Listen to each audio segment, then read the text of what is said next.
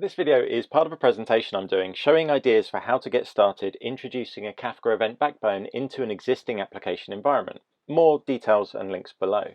But in this demo, I'm going to show how to configure databases so that they can contribute events to a Kafka topic. I'm going to be using Kafka Connect again for this demo, same as with my last one. It's a framework for getting data in and out of Kafka.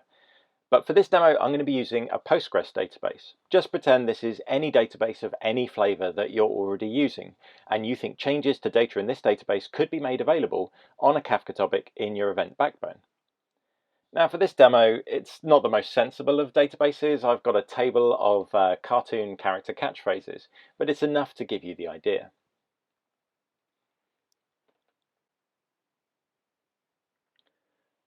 So I need to define a new connector that's going to respond to changes in the database and make them available on my Kafka topic. So I'm going to use the same Kafka Connect cluster I set up in my last demo, the demo connectors one. So all I need to do is to configure the specifics for the database connector. So that basically means giving it connection information for how to access the database.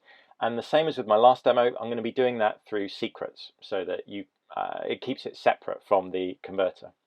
This time I'm going to be, instead of using JSON, I'm going to use Avro to show you a different way of doing things. I'll come back to that more in a moment. It's like a binary way of encoding the data. It's really space efficient.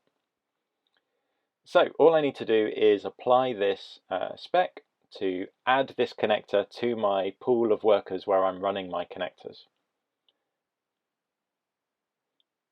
It will take a brief moment to start, but once that connector is up and running, it will start getting data from the database and make it available on my Kafka topic. Actually, I can see it's already there.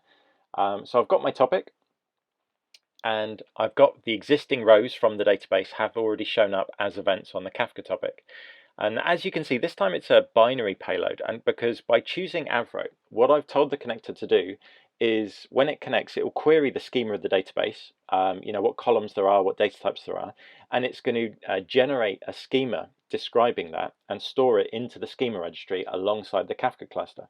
So this has all the information about all the fields in my tables, everything that a consuming application will need to know to be able to deserialize the bytes on the topic.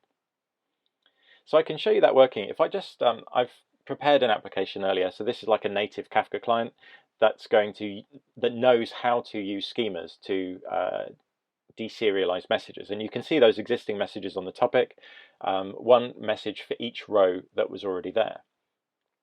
But the point is, it's not just about a one-off import. This connector keeps running, and anytime there's a change to the database, a new event will go onto the event backbone. So so let's show them side by side and show you that working. So I've prepared a new insert here for a new quote from Batfink, one of my favorite cartoons as a kid.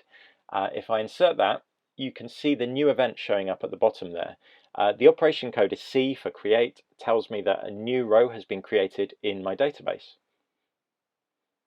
If I do a different type of database operation, let's modify one of them. So let's see what we've already got. So I'll just do a select star, find all my rows. What shall I change? Let's add an exclamation mark to that South Park one. So if I set the message to be the same string, but I'm going to put an exclamation mark on the end where the ID is 11. So if I submit that, I've modified a row, and you can see the new event at the bottom there has appeared. The operation here is U for update, and I've got the new contents of the updated row has been sent in the message. And just for completeness, let's do the last type of change.